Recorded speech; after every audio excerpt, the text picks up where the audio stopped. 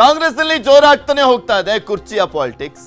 ಕಳೆದ 1 ವರ್ಷದಿಂದಲೂ ಕೂಡ ನೋಡ್ತಾ ಇದೀವಿ. ಈಗ ಚೇಂಜ್ ಆಗ್ಬೋದೇನೋ, ಆಗ ಚೇಂಜ್ ಆಗ್ಬೋದೇನೋ ಅನ್ನುವಂಥ ರೀತಿಯಲ್ಲಿ ಕಾಂಗ್ರೆಸ್ನಲ್ಲಿ ಆಗ್ತಾ ಇರುವಂತ ಬೆಳವಣಿಗೆಗಳು ಯಾರಿಗೂ ಏನು ಅನುಮಾನ ಇರಲಿಲ್ಲ. ಆದ್ರೆ ಅಲ್ಲಿ ಆಗ್ತಾ ಇರುವಂತ ಬೆಳವಣಿಗೆಗಳು ಸಹಜವಾಗಿ ಏನೋ ಆಗಿದೆ ಕಾಂಗ್ರೆಸ್ನಲ್ಲಿ ಅನ್ನುವಂಥದ್ದು ಸ್ಪಷ್ಟವಾಗಿ ತೋರಿಸ್ತಾ ಇದೆ ಬಹಿರಂಗ ಸ್ಟೇಟ್ಮೆಂಟ್ಗಳ ಮುಖಾಂತರ ಕೂಡ. ಇನ್ನು ಮೇ ತಿಂಗಳಲ್ಲಿ ಕುರ್ಚಿ ಕ್ರಾಂತಿ ಬಹುತೇಕ ಫಿಕ್ಸ್ ಅನ್ನುವಂಥದ್ದಕ್ಕೆ ಉತ್ತರ ಸಿಗಬೇಕಾಗಿದೆ. ಡಿಕೆಶಿ ಬೆನ್ನಲ್ಲೇ ಸಿಎಂ ಟೀಮ್ ಭಾರಿ ರಣತಂತ್ರವನ್ನ ಕೂಡ ಮಾಡ್ತಾರೆ. ದೆಹಲಿಯಲ್ಲಿ ಬೀಡು ಬಿಟ್ಟಿರುವಂಥದ್ದು ಸತೀಶ್ ಜಾರಕಿಹೊಳಿ, ಸುರ್ಜೇವಾಲಾ, ಖರ್ಗೆ ಜೊತೆಗೆ ಸತೀಶ್ ಜಾರಕಿಹೊಳಿ ಚರ್ಚೆಯನ್ನ ಮಾಡಿದ್ದಾರೆ. ಸತೀಶ್ಗೆ ಸಾಥ್ ಕೊಟ್ಟಿದ್ದಾರೆ ಸಚಿವ ಮಹದೇವಪ್ಪ. ಸತೀಶ್ ಜಾರಕಿಹೊಳಿ ಮತ್ತೆ ಮಹದೇವಪ್ಪ ಇವರಿಬ್ರು ಯಾರ ಕಡೆಯವರು ಅಂತ ಎಲ್ರಿಗೂ ಗೊತ್ತಿರುವಂಥದ್ದೇ. ಸಿದ್ದರಾಮಯ್ಯನವರ ಪರಮಾಪ್ತರು. ಈ ಬಾರಿ ಸತೀಶ್ ಬರಿಗೈಯಲ್ಲಿ ದೆಹಲಿಗೆ ಹೋಗಿಲ್ಲ, ಒಂದು ವರದಿಯನ್ನ ಕೂಡ ತಗೊಂಡೋಗಿದಾರಂತೆ.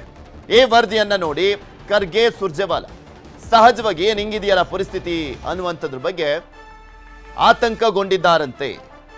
ಡಿಕೆ ಶಿವಕುಮಾರ್ ಲೆಕ್ಕಾಚಾರಗಳೇ ಉಲ್ಟಾ ಆಗುವಂತ ವರದಿನ ಹಾಗಾದ್ರೆ ವರಿಷ್ಠರಿಗೆ ಸಾಹುಕಾರ್ ಕೊಟ್ಟಿರುವಂತ ವರದಿ ಏನು? ನ್ಯೂಸ್ 8ನಲ್ಲಿ ಬಿಗ್ ಎಕ್ಸ್ಕ್ಲೂಸಿವ್ ಆದಂತ ಸುದ್ದಿಯನ್ನ ನಿಮ್ಮ ಮುಂದೆ ಇಡ್ತಾ ಇದ್ದೀವಿ. ಸಹಜವಾಗಿ ಮೇ 4ರ ನಂತರ ಕಾಂಗ್ರೆಸ್ನಲ್ಲಿ ಏನಾಗುತ್ತೆ ಅನ್ನುವಂಥ ಕುತೂಹಲ ಇರುವಂಥದ್ದು ರಾಜ್ಯ ರಾಜಕಾರಣದಲ್ಲಿ. ಮೇ 4ಕ್ಕೆ ಪಂಚರಾಜ್ಯಗಳ ಚುನಾವಣೆಯ ಜೊತೆಗೆ ಬೈ ಎಲೆಕ್ಷನ್ ರಿಸಲ್ಟ್ ಬರುತ್ತೆ. ಇದೇ ಸಂದರ್ಭದಲ್ಲಿ ನಾಯಕತ್ವ ಬದಲಾವಣೆ ಕೂಡ ಆಗುತ್ತಾ, ಅದಕ್ಕೆ ಉತ್ತರ ಸಿಗಬೇಕು. ಅಥವಾ ನಾಯಕತ್ವ ಬದಲಾವಣೆ ಆಗದಲ್ಲೇ ಬರೀ ಸಂಪುಟ ಪುನರ್ರಚನೆ ಏನಾದರೂ ಆಗುತ್ತಾ? ಸಂಪುಟ ಪುನರ್ರಚನೆ ಮಾಡಿದ್ರೆ ಸಾಕು, ನಾಯಕತ್ವ ಬದಲಾವಣೆ ಆಗುತ್ತಾ ಇಲ್ವಾ ಅನ್ನುವಂಥದ್ದಕ್ಕೆ ಸ್ಪಷ್ಟ ಸಂದೇಶ ಅಂತೂ ಹೊರಬರುತ್ತೆ.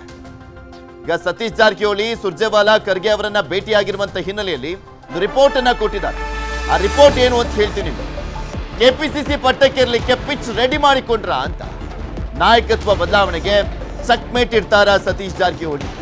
ಡಿಕೆಶಿ ಮತ್ತು ಬಣಕ್ಕೆ ಶಾಕ್ ಕೊಡ್ತಾರಾ ಸತೀಶ್ ಜಾರಕಿಹೊಳಿ ಅನ್ನುವಂಥ ಪ್ರಶ್ನೆಗೆ ಉತ್ತರ ಸಿಗಬೇಕು. ಪಕ್ಷದ ಜನಪ್ರಿಯತೆ ಬಗ್ಗೆ ಸರ್ವೆಯನ್ನ ಮಾಡ್ತಿದ್ದಾರೆ ಸತೀಶ್. ಸದ್ಯಕ್ಕೆ ಚುನಾವಣೆ ನಡೆದ್ರೆ ಎಷ್ಟು ಸೀಟನ್ನ ಗೆಲ್ಲಬಹುದು ವೈಯಕ್ತಿಕವಾಗಿ ಸರ್ವೆಯನ್ನ ಮಾಡಿಸಿದ್ದಾರಂತೆ ಸತೀಶ್ ಜಾರಕಿಹೊಳಿ. ಚುನಾವಣೆ ನಡೆದ್ರೆ 40ರಿಂದ 45 ಮಂದಿ ಸೋಲ್ತಾರಂತೆ. ಆ ವರದಿಯಲ್ಲಿ ಉಲ್ಲೇಖ ಆಗಿರುವಂಥದ್ದು. ಸದ್ಯಕ್ಕೇನಾದ್ರೂ ಚುನಾವಣೆ ನಡೆದು ಬಿಟ್ರೆ 40ರಿಂದ 45 ಮಂದಿ ಸೋಲ್ತಾರೆ. ಸಾಂಪ್ರದಾಯಿಕ ಅಹಿಂದ ಮತಗಳ ವಿಭಜನೆ ಆಗುವಂತ ಸಾಧ್ಯತೆ ಇದೆ. ಅಹಿಂದ ಸಮಾವೇಶಗಳ ಅಗತ್ಯತೆಯ ಬಗ್ಗೆಯೂ ಕೂಡ ಮನವರಿಕೆ ಮಾಡಿಕೊಟ್ಟಿದ್ದಾರಂತೆ. ಅಹಿಂದ ಸಮಾವೇಶ ಆಗಬೇಕು, ಅಹಿಂದ ಸಮುದಾಯಗಳನ್ನು ಗಟ್ಟಿಗೊಳಿಸಬೇಕು, ಅವರೇ ನಮ್ಮ ವೋಟ್ ಬ್ಯಾಂಕು. ಸೊ ಹೀಗಾಗಿ ಸಮಾವೇಶಗಳನ್ನ ಮಾಡಬೇಕು, ಸಮಾವೇಶಗಳನ್ನ ಮಾಡಿ ಜನರನ್ನ ಸೆಳೆಬೇಕು, ಆ ವರ್ಗವನ್ನ, ಸಮುದಾಯಗಳನ್ನ ಸೆಳೆಬೇಕು.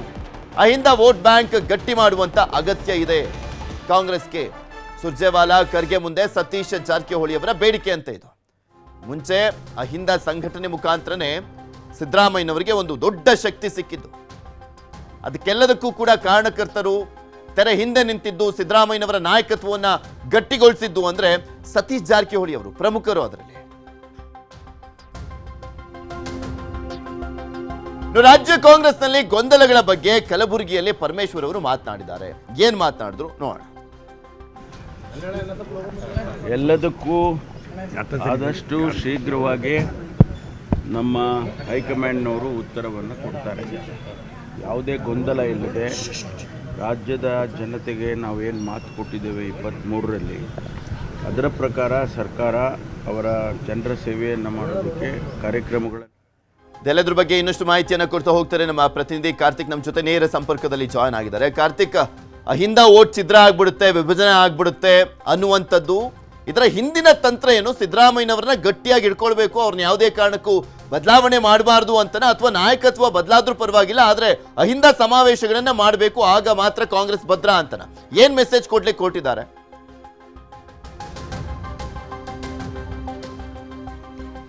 ಪೃಥ್ವಿ, ಸತೀಶ್ ಜಾರಕಿಹೊಳಿ ಮತ್ತು ಮಹದೇವಪ್ಪನವರು ಹೈಕಮಾಂಡ್ ನಾಯಕರನ್ನ ಭೇಟಿ ಮಾಡಿದ್ದಾರೆ. ಅಲ್ಲಿ ಪ್ರಮುಖವಾಗಿ ಸತೀಶ್ ಜಾರಕಿಹೊಳಿ ಸುರ್ಜೇವಾಲಾ ಅವರನ್ನ ಭೇಟಿ ಮಾಡಿದಂಥ ಸಂದರ್ಭದಲ್ಲಿ ಒಂದಿಷ್ಟು ಅಂಶಗಳನ್ನು ಅಲ್ಲಿ ಇಡುವಂಥ ಕೆಲಸವನ್ನು ಮಾಡಿದ್ದಾರೆ.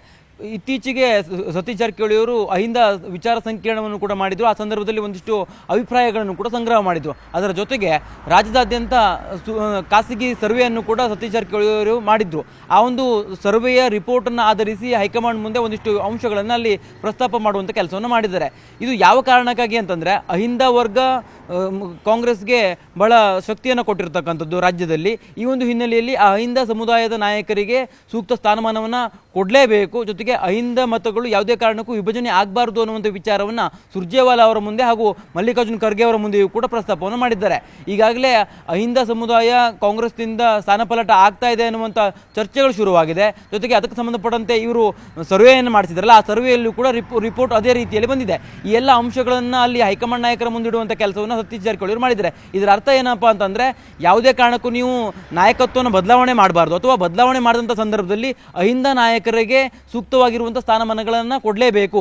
ಪಕ್ಷಕ್ಕೆ ಅಹಿಂದ ಮತದಾರರು ಬಹಳ ಪ್ರಮುಖರು ಅನ್ನುವಂಥ ಅಂಶವನ್ನು ಹೈಕಮಾಂಡ್ ಮುಂದೆ ಪ್ರಸ್ತಾಪಿಸುವಂಥ ಕೆಲಸವನ್ನು ಮಾಡಿದ್ದಾರೆ. ಜೊತೆಗೆ ಕೆಪಿಸಿಸಿ ಅಧ್ಯಕ್ಷ ಸ್ಥಾನ ಇರ್ಬೋದು, ಹಾಗೆ ಸಿಎಂ ಬದಲಾವಣೆ ಚರ್ಚೆ, ಹಾಗೆ ಕ್ಯಾಬಿನೆಟ್ ರಿಷಫಲ್ನ ಕುರಿತಂತೆ ಇರುವಂಥ ಗೊಂದಲಗಳಿದೆಯಲ್ಲ, ಇದನ್ನು ಸೂಕ್ತವಾಗಿ ಹಾಗೂ ತ್ವರಿತವಾಗಿ ನೀವು ಬಗೆಹರಿಸಬೇಕು ಅನ್ನೋ ನಿಟ್ಟಿನಲ್ಲಿ ಅಲ್ಲಿ ಅವರು ವಿಚಾರವನ್ನು ಕೂಡ ಮಂಡಿಸಿದ್ದಾರೆ. ಹೈಕಮಾಂಡ್ ಯಾವ ನಿರ್ಧಾರವನ್ನು ತೆಗೆದುಕೊಳ್ಳುತ್ತೆ ಅನ್ನೋದನ್ನು ಕಾದು ನೋಡಬೇಕು. ಜೊತೆಗೆ ಹೈಕಮಾಂಡ್ ನಾಯಕರ ಭೇಟಿಯ ಸಂದರ್ಭದಲ್ಲಿ, ಭೇಟಿಯಾದ ನಂತರದಲ್ಲಿ ಸತೀಶ್ ಜಾರಕಿಹೊಳಿ ಅವರು ಉತ್ತರ ಕೊಡುವಂಥ ಸಂದರ್ಭದಲ್ಲಿ ಮಾಧ್ಯಮಗಳ ಮುಂದೆ ಅವರು ಅದೇ ರೀತಿಯಾಗಿ ಮಾತನಾಡ್ತಾ ಇದ್ರು. ಈ ಎಲ್ಲ ಗೊಂದಲಗಳಿಗೆ ನೀವು ತೆರೆ ಎಳಿಬೇಕು ಅನ್ನುವಂಥ ರೀತಿಯಲ್ಲಿ ನಾವು ಅಲ್ಲಿ ವಿಚಾರವನ್ನು ಮಂಡಿಸಿದ್ದೇವೆ ಅನ್ನುವಂಥದ್ದನ್ನು. ಜೊತೆಗೆ ಇತ್ತೀಚೆಗೆ ಡಿ.ಕೆ. ಶಿವಕುಮಾರ್ ಅವರು ಹೈಕಮಾಂಡ್ ನಾಯಕರನ್ನ ಭೇಟಿಯಾದಂಥ ಸಂದರ್ಭದಲ್ಲಿ ಮೇ 4ರ ನಂತರದಲ್ಲಿ ನನಗೆ ನಾಯಕತ್ವವನ್ನು ನೀವು ಕೊಡೋದಕ್ಕೆ ಸಂಬಂಧಪಟ್ಟಂತೆ ಒಂದಿಷ್ಟು ನಿರ್ಧಾರವನ್ನು ತೆಗೆದುಕೊಳ್ಳಿ ಅನ್ನುವಂಥ ನಿಟ್ಟಿನಲ್ಲಿ ಚರ್ಚೆಯನ್ನು ಮಾಡಿದರು.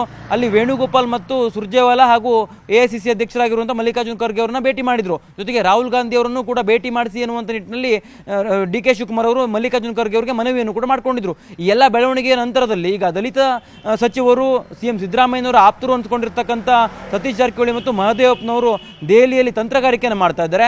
ಇಲ್ಲಿರ್ತಕ್ಕಂತಹ ಒಂದಿಷ್ಟು ಬೆಳವಣಿಗೆಗಳನ್ನು ಅಲ್ಲಿ ಹೈಕಮಾಂಡ್ ನಾಯಕರ ಮುಂದೆ ಮಂಡಿಸುವಂಥ ಕೆಲಸವನ್ನು ಮಾಡಿದ್ದಾರೆ. ಅಲ್ಪಸಂಖ್ಯಾತರು ಮುನಿಸಿಕೊಂಡಿರ್ತಕ್ಕಂಥ ವಿಚಾರ ಇರ್ಬೋದು, ಹಾಗೆ ದಲಿತರು ಹಾಗೂ ಹಿಂದುಳಿದ ವರ್ಗದ ಜನರಲ್ಲಿರ್ತಕ್ಕಂಥ ಅಭಿಪ್ರಾಯದ ಬದಲಾವಣೆ ಏನಿದೆಯಲ್ಲ, ಅದೆಲ್ಲವನ್ನು ಹೈಕಮಾಂಡ್ ನಾಯಕರಿಗೆ ಮನವರಿಕೆ ಮಾಡುವಂಥ ಕೆಲಸವನ್ನು ಮಾಡಿದ್ದಾರೆ. ಜೊತೆಗೆ ಅಹಿಂದ ಸಮಾವೇಶವನ್ನು ಮಾಡೋದಕ್ಕೂ ಸಂಬಂಧಪಟ್ಟಂತೆಯೂ ಕೂಡ ಮಲ್ಲಿಕಾರ್ಜುನ್ ಖರ್ಗೆ ಅವರ ಬಳಿ ಸತೀಶ್ ಜಾರಕಿಹೊಳಿ ಅವರು ಚರ್ಚೆ ಮಾಡಿದ್ದಾರೆ. ಇದು ಯಾವ ಕಾರಣಕ್ಕಾಗಿ ಅಂತಂದರೆ, 2028ರ ವೇಳೆಗೆ ತಾನು CM ಆಗಬೇಕು ಅನ್ನೋ ನಿಟ್ಟಿನಲ್ಲಿ ಸತೀಶ್ ಜಾರಕಿಹೊಳಿ ಅವರು ಈಗಾಗಲೇ ಮಾಧ್ಯಮಗಳ ಮುಂದೆ ಬಹಿರಂಗವಾಗಿ ಹೇಳಿಕೆಯನ್ನು ಕೂಡ ಕೊಡ್ತಾ ಇದ್ರು. ಅದಕ್ಕೆ ಸಂಬಂಧಪಟ್ಟಂತೆ ಮತ್ತು KPCC ಅಧ್ಯಕ್ಷ ಸ್ಥಾನವನ್ನು ಕೂಡ ವಹಿಸಿಕೊಳ್ಳಬೇಕು ಅನ್ನೋ ನಿಟ್ಟಿನಲ್ಲಿ ಸತೀಶ್ ಜಾರಕಿಹೊಳಿ ಅವರು ಸಾಕಷ್ಟು ತಂತ್ರಗಾರಿಕೆಯನ್ನು ಮಾಡ್ತಿದ್ದಾರೆ. ಆ ಒಂದು ತಂತ್ರಗಾರಿಕೆ ಭಾಗವಾಗಿ ಅಹಿಂದ ಸಮಾವೇಶಗಳನ್ನು ರಾಜ್ಯಾದ್ಯಂತ ಮಾಡಬೇಕು ಅನ್ನೋ ನಿಟ್ಟಿನಲ್ಲಿ ಅವರು ಚಿಂತನೆ ಮಾಡಿಕೊಂಡಂತೆ ಕಾಣಿಸ್ತಾ ಇದೆ. ಅದೇ ಒಂದು ವಿಚಾರವಾಗಿ ಅಹಿಂದ ಸಮಾವೇಶವನ್ನು ಮಾಡೋದಕ್ಕೆ ಗ್ರೀನ್ ಸಿಗ್ನಲ್ ಅನ್ನು ಹೈಕಮಾಂಡ್ ಕೊಡಬೇಕು ಅನ್ನೋ ನಿಟ್ಟಿನಲ್ಲಿಯೂ ಕೂಡ ಅಲ್ಲಿ ತಮ್ಮ ವಾದವನ್ನು ಮಂಡಿಸಿದ್ದಾರೆ. ಒಟ್ಟಾರೆಯಾಗಿ ಸಿಎಂ ಸಿದ್ದರಾಮಯ್ಯನವರ ನಾಯಕತ್ವ ಬದಲಾವಣೆ ಆಗತ್ತೆ ಅನ್ನುವಂಥ ಚರ್ಚೆಗಳಿದ್ದಂಥ ಸಂದರ್ಭದಲ್ಲಿ ಸಿಎಂ ಸಿದ್ದರಾಮಯ್ಯನವರ ಆಪ್ತರು ದೆಹಲಿಯಲ್ಲಿ ತಂತ್ರಗಾರಿಕೆಯನ್ನು ಮಾಡ್ತಿದ್ದಾರೆ. ಈ ಒಂದು ತಂತ್ರಗಾರಿಕೆ ಯಾವ ರೀತಿಯಾಗಿ ಈ ಸಿದ್ದರಾಮಯ್ಯನವರಿಗೆ ವರದಾನ ಆಗತ್ತೆ ಅನ್ನೋದನ್ನ ಕಾದು ನೋಡಬೇಕಾಗಿದೆ. ಒಟ್ಟಾರೆಯಾಗಿ ಅಹಿಂದ ನಾಯಕರೇನಿದ್ದಾರಲ್ಲ, ಅಹಿಂದ ನಾಯಕರು ಈಗ ಫೀಲ್ಡ್ಗಿಳಿದಂತೆ ಕಾಣಿಸ್ತಾ ಇದೆ. ದೆಹಲಿಯಲ್ಲಿ ಹೈಕಮಾಂಡ್ ನಾಯಕರನ್ನ ಮನವೊಲಿಸುವಂಥ ನಿಟ್ಟಿನಲ್ಲಿಯೂ ಕೂಡ ಅವರು ತಂತ್ರಗಾರಿಕೆಯನ್ನು ಮಾಡಿದ್ದಾರೆ. ಒಟ್ಟಾರೆಯಾಗಿ ಕಾಂಗ್ರೆಸ್ನ ಹೈಕಮಾಂಡ್ ಯಾವ ನಿರ್ಧಾರವನ್ನು ತೆಗೆದುಕೊಳ್ಳುತ್ತೆ ಅನ್ನೋದನ್ನ ಕಾದು ನೋಡಬೇಕು. ನಾಯಕತ್ವದ ವಿಚಾರಕ್ಕೆ ಉಲ್ಬಣ ಆಗಿರ್ತಕ್ಕ ನೋಡೋಣ ಏನಾಗುತ್ತೆ ಅನ್ನುವಂಥದ್ದು. ಧನ್ಯವಾದ ಕಾರ್ತಿಕ್, ನಿಮ್ಮೆಲ್ಲ ಮಾಹಿತಿ.